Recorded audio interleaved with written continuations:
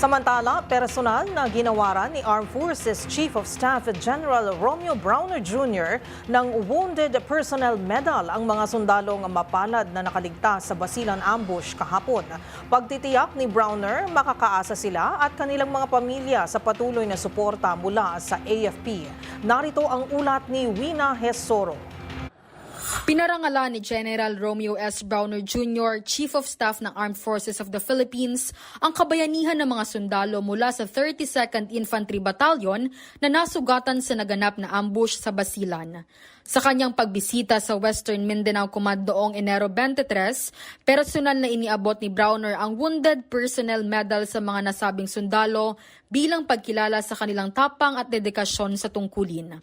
Pinuri ni General Browner ang kanilang kabayanihan at tiniyak sa mga sundalo at kanilang pamilya ang tuloy-tuloy na suporta mula sa AFP. Aniya, sisiguraduhin ng militar na makatatanggap sila ng maayos na medikal na pangangalaga at tulong.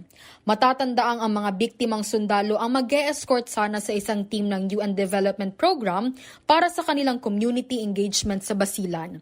Ngunit nangyari ang pananamba kung saan 4 ang namatay, kabilang ang 2 sundalo, habang 12 kasamahan nila ang sugatan.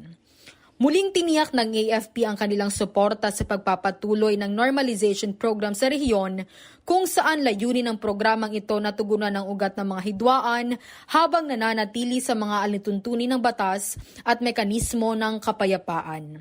Para sa MBC TV Network News, ito si Wina Hesoro ng DZRH, una sa Pilipinas, una sa Pilipino.